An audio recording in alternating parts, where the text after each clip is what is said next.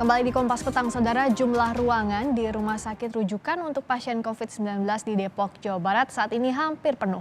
Untuk mengantisipasinya, Pemprov Jawa Barat akan menyiapkan gedung baru. Gubernur Jawa Barat Ridwan Kamil menyatakan jika kapasitas rumah sakit untuk pasien COVID-19 di Depok sudah tidak memadai, maka Pemprov akan menyiapkan gedung baru. Saat ini, ruangan yang masih tersedia di beberapa rumah sakit di Depok tersisa 40%, sedangkan untuk ruangan ICU sudah hampir penuh.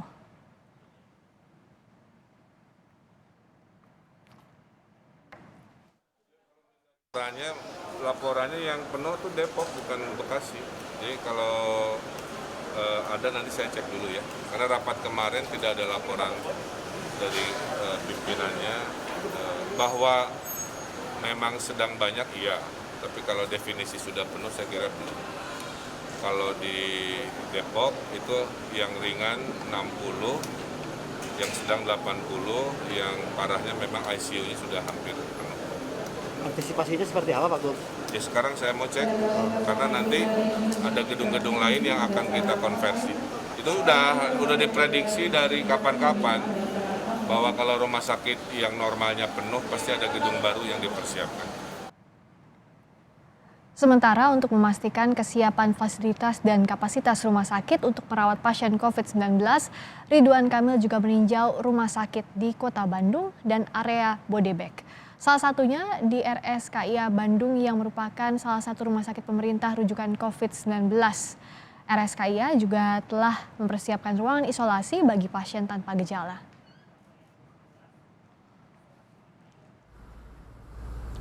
Ridwan Kamil juga mengimbau warga Jakarta untuk tidak bepergian dan berwisata ke wilayah Jawa Barat selama PSBB. Ridwan Kamil menilai upaya pengetatan yang dilakukan di ibu kota akan sia-sia jika warga Jakarta tetap bergerak ke wilayah lain.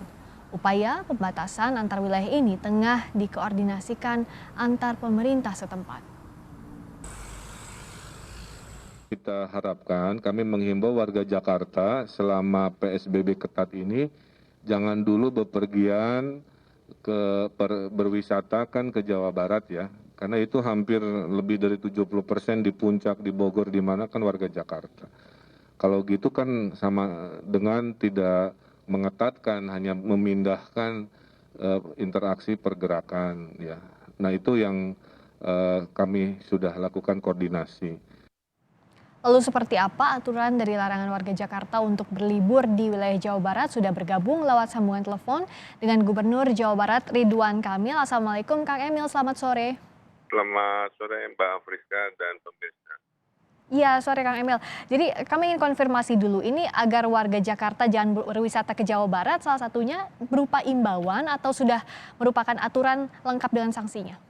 Ya, ini masih sifatnya dan tetap akan sifatnya himbauan. Jadi kan ada pengetatan PSBB ini kan kita harus mensukseskan apa yang sedang direncanakan oleh Pak Anies ya di Jakarta. Ya. Yaitu melakukan kegiatan-kegiatan sementara di rumah dulu sesuai dengan. Kang Emil?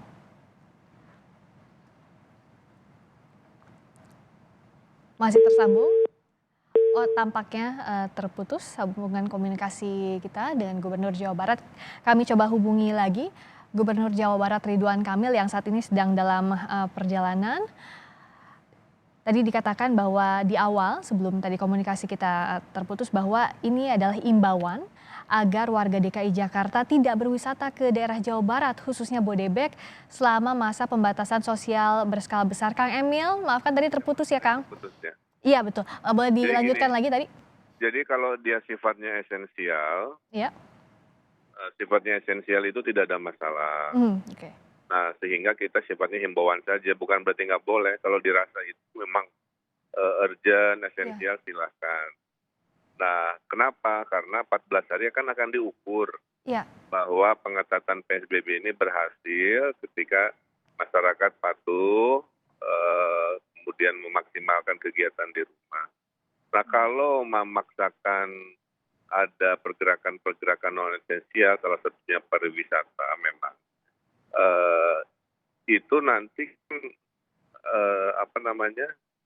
tidak akan mensukseskan apa yang direncanakan. Mhm. Karena di mana ada pergerakan dan interaksi, potensi penularan kan selalu ada. Ya. Jadi jawabannya adalah memang bukan sifatnya aturan yang sudah ada sanksi, tapi lebih kepada himbauan agar apapun pergerakan kita kurangi bersama-sama dulu. Oke. Dibentuknya imbauan, apakah ada pengawasan misalnya Kang di wilayah-wilayah yang biasanya di lokasi wisata Puncak, Bogor dan lain sebagainya? Ya, kita kan kemarin salah satunya adalah kesepakatan agar kalaupun sudah ada pergerakan, protokol kesehatan kan tetap dipakai. Jadi Iya. razia-razia itu pasti ada, edukasi-edukasi pasti ada, jadi kombinasinya memang dua. Mmm. Ada tim edukasi mengingatkan, ada tim pengawasan. Nah, Mhm. akan kita siapkan perubahan dari Pergub ke Perda, Mbak. Apa Oh. bedanya? Pergub sekarang kita sudah punya, tapi tidak ada sanksi pidana. Tapi kalau sudah jadi Perda, itu bisa ada sanksi pidana. Mhm. Jadi pengetatan di destinasi-destinasi akan dikuatkan, Mhm. dan kalau masih bandel ya tentunya kita ada langkah-langkah yang lebih ketat dari sisi hukum. Mmm. Intinya itu, jadi polisi dan Kodam semua sudah akan menambahkan, apalagi kemarin kan Mbak tahu 8 provinsi ya Betul. dipimpin sekarang oleh Pak Luhut, artinya kita rapat hampir 3 hari sekali Mbak dengan Pak Luhut. Mmm. Iya betul, Jawa Barat masuk, salah satu dari 8 provinsi yang Ya. disorot di bawah, Pak Luhut itu ya, yang, dipantau betul, targetnya oleh Presiden. Nah, dalam waktu ini, apa saja yang sudah disiapkan? Misalnya tadi, dalam rangka pengawasan, apakah di tempat-tempat tertentu atau seperti apa? Atau lebih masif lagi dilakukan razianya, juga edukasinya Kang Emil? Ya, kita juga sudah menghimbau, memastikan kuncinya dari kapasitas ya. Mmm. Ada beberapa daerah wisata di Jawa Barat yang kapasitasnya 30% itu akan kita cek, apakah konsisten ya. Kedua, apakah misalkan yang 50% juga konsisten. Yang ketiganya nanti dalam sidak-sidak di lapangan, kita akan monitor apakah terjadi pelanggaran-pelanggaran. Ambil contoh memang ada kasus warga Bandung Ya. pulang dari berwisata pas di swab ternyata positif, pas diwawancara dari hasil kajian ternyata dia juga berwisata Mbak. Oh. Jadi itu antara di tempat wisatanya ada atau dianya tidak melakukan protokol kesehatan, itu yang kita khawatirkan. Jadi, imbauan agar juga masyarakat clear, imbauan agar warga Jakarta jangan ke sana karena keterkaitannya dengan PSBB itu ya Kang Emil ya? Sebenarnya betul. Kalau tidak ada pengetatan PSBB, imbauan ini sebenarnya tidak saya sampaikan. Tapi karena dalam rangka mensukseskan kepentingan DKI, tentu saya sampaikan. Walaupun ada kerugian ekonomi ya, Iya. pasti dengan himbauan ini. Tapi kita kan mendukung apa yang sudah disepakati. Oh iya, karena kan kalau spesifik begini yang ada di pikiran awam, apakah akan di-screening gitu mana warga dari Jakarta atau Jabodetabek sekitarnya Oh, ke Jawa nggak Barat, ada, tidak seperti nggak itu ada. ya Kang ya? Nggak ada, kita hanya men-screening apakah dia, kan dia udah ke gunung ya atau ke hutan, yang akan kita Iya. kita tolak, Mhm. cuman dilihat pakai masker, jaga jarak, Mhm, iya. itu aja kalau sudah. Cuman imbauan ini kan sifatnya supaya mengurung ini ya, tapi kalau yang sudah ya nggak ada masalah. Iya, lebih ke protokol kesehatan begitu ya Kang yang dipantau. Berikutnya soal di Bodebek, ini kan jadi juga sorotan karena daerah, penyangga ibu kota. Soal kapasitas rumah sakitnya Kang Emil juga tadi sudah memantau, ini seperti apa? Disiapkan gedung baru misalnya kalau di Depok yang hampir penuh kapasitasnya, progresnya Jadi seperti apa Kang Emil? jadi begini, dalam penyiapan emergensi kesehatan itu kan ada skenario. Iya. Skenario A, B, C kira-kira. Skenario A itu adalah menyediakan fasilitas kesehatan dengan existing kondisi. Skenario B itu adalah menambahi ruangan-ruangan, tapi masih di rumah sakitnya kan. Iya. Skenario C baru terakhir, kalau di rumah sakitnya sudah penuh, maka ada konversi gedung-gedung lah. Ibaratnya kayak di Jakarta, Wisma Atlet kan, Iya. itu yang dikonversi. Nah, saya cek ke Depok tadi, jadi pasien itu kan ada 3 kategori, Iya. yang ringan, sedang, dan berat. Nah, yang berat ini karena jumlahnya sedikit, misalkan ICU kan di RSUD cuma 2 misalkan ya. Iya. Nah, definisi penuh seolah-olah berarti se-Depok penuh, enggak. Mhm. Yang penuh itu di RSUD-nya, kira-kira begitu, rumah sakit umum daerahnya. Mhm. Tapi di rumah sakit lainnya masih ada. Nah, saya tadi cek lagi ke RSUI langsung secara fisik. ternyata gedungnya masih kosong ya, tapi halo Mbak? Iya iya, silakan Ya, Kang Emil masih tapi tersambung. satu lantai yang didedikasikan untuk kan dia misalkan ada 12 lantai. Iya. Nah, satu lantai untuk COVID-nya memang udah penuh. Oh, oke. Tapi pada saat ditanya apakah bisa Pak Ridwan kita tambah Mmm, lagi satu lantai. Nah, memang skenario-nya begitu Mbak. oke. Seperti dulu Hasan Sadikin, cuman selantai dulu COVID. Skenario kedua kalau penuh satu gedungnya COVID, Mhm. dedikasikan. Kalau satu gedung penuh seluruh rumah sakitnya. Nah, urutan itu masih dalam Mmm. skenario yang sudah kita siapkan. Oke, jadi skenario 1, 2, 3 untuk, wilayah Bodebek khususnya masih, under kontrol ya Kang Emil? Masih Mbak. Karena secara umum Jawa Barat kalau digabung ya Mbak, secara Ya. rata-rata baru 40%. Oke, 40%. Yang jadi konsentrasi selama 2 pekan ini karena targetnya juga di Jawa Barat angka, mortality rate-nya ini harus turun, dari pemerintah pusat, apa saja yang jadi fokus utama Kang Emil? Apakah lebih ke Vaskes atau seperti apa? Ya, jadi kekurangan Jawa Barat harus saya akui adalah kesembuhannya masih belum memuaskan ya. Mhm, Kesembuhan kami, jadi antara pasien yang sembuh dengan yang aktif kami hanya 53%. oke. Nah idealnya itu di atas 70 Mbak, Mmm, iya yang levelnya. Tapi kalau tingkat mortality kematian kita sudah sangat baik, iya. untuk ukuran persentase kita hanya 2,1%. Mhm, iya. Nah jadi sekarang kemarin dengan Pak Menkes juga saya cuman, "Pak Gub minta apa kira-kira dukungan?" Saya bilang, "Pak Menkes saya cuma minta didukung penyembuhan pasien-pasien aktif Mhm, agar sembuhnya lebih cepat," gitu. Walaupun sekarang udah lumayan ya. iya, Nah jadi problematikanya kami ini bukan di kematian, mortality yang oke. masih terkendali, tapi, penyembuhan kita masih kekurangan. Oke, tapi recovery rate-nya ini ya, Kang Emil ya. Betul, Nah, itu upayanya untuk aja. meningkatkan recovery rate ini, apa yang sedang disiapkan? Ya jadi, Kementerian Kesehatan sedang menghimpun best practice lah ya, Mhm, dari rumah sakit se-Indonesia, mana yang dianggap, tipenya paling cepat, paling baik, jenis obatnya apa yang itu yang akan dijadikan dukungan kepada Jawa Barat. mhm. Walaupun di Jawa Barat sendiri ada kasus yang sangat baik, itu secapa Angkatan Darat. Iya, Itu 1.300 perwiranya waktu, positif, COVID, itu hanya dalam hitungan 3 minggu 100% sudah sembuh Mbak, semuanya. iya. Jadi, itu juga. Tapi apakah karena itu tentara ya, badannya Mmm, kuat-kuat gitu, iya. jadi sembuhnya cepat. Nah, tapi intinya dukungan Kementerian Kesehatan itu akan memberikan obat yang dianggap ada dalam kondisi seperti ini, terapi-terapi yang lebih, baik, sehingga harapannya Jawa Barat yang mortality-nya sudah rendah, Mhm, penyembuhannya naik. Nah, itu harapan kita dalam 2 minggu ke depan. oke. Kalau instruksi langsung dari Pak Luhut spesifik untuk Jawa Barat apa ada Kang Emil?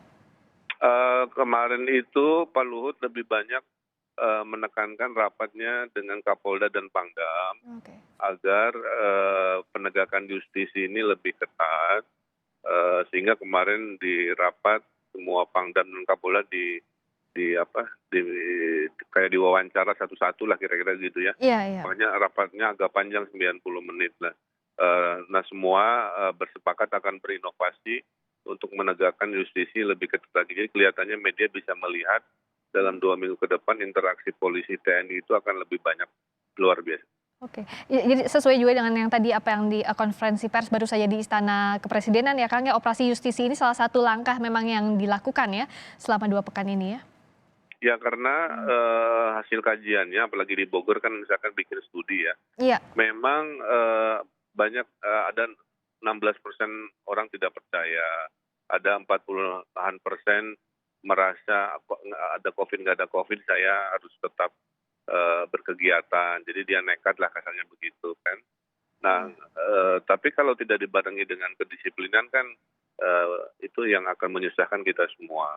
Mmm, Jadi persepsinya Mbak, belum 100% orang percaya, iya belum 100% orang mau, eee, melakukan kegiatan dengan protokol, itu hasil survei ilmiahnya, iya. sehingga menguatkan kesimpulan bahwa operasi justisi, itu bisa, Mmm, menekan pergerakan di sini. Tapi satu kesimpulan Bodebek itu kemarin dengan iya. Pak Luhut dan Pak Anies adalah, klaster, perkantoran Mbak, yang Oke. meningkat, makanya Ya, Mbak Friska dan kawan-kawan hati-hati juga. betul, iya, terima kasih Kang Emil juga Saya hati-hati, kita doakan sama-sama jaga sehat-sehat semua di kesehatan. studio ya.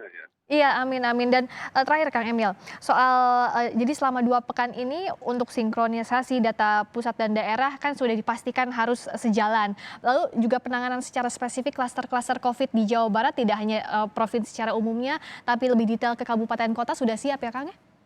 Ya, kita sedang spesifikkan penanganan sesuai klasternya. Jadi kalau klaster keluarga, pengetatannya di RW-RW kan, Iya, itu sudah. Kemudian ada di Jawa Barat ada klaster industri, Mbak. iya, Itu mereka sudah sepakat, klaster industri ini mewajibkan karyawannya itu bikin buku diari lah ya. iya, Dia harus melaporkan apa yang dia kerjakan sepulang kerja, sehingga kalau dianggap kegiatannya punya potensi rawan, maka gugus tugas di pabriknya akan melakukan swab dan pengetesan. Dan terakhir ada gugus tugas yang sifatnya perkantoran. Nah, perkantoran ini yang harus hati-hati, iya, banyak-banyak buka jendela, kira-kira begitu, ditutup kalau ada COVID, dibersihkan, dan mewajibkan rapat itu dikurangi sebisa mungkin karena hasil kajiannya potensi rawannya itu di rapat, Mbak. oke, iya, Pas saat rapat kan kadang-kadang orang masker, buka masker iya, untuk bicara. Nah, dan satu gedung kali berapa ruang rapat, kali berapa kali rapat sama iya. dengan ada interaksi yang kurang protokol gitu. Iya, semoga, berhasil untuk pengendalian Covid, terutama kita pantau 2 Ya, pekan nanti ini 2 Kang. minggu kita evaluasi lagi, mudah-mudahan lebih baik. Amin. Kang Emil terima kasih sudah menyempatkan waktu walaupun di Sama-sama perjalanan Mbak Friska ya. berkenan berbincang. Terima kasih Ridwan Kamil Gubernur Jawa Barat telah bergabung di Kompas Petang kali ini.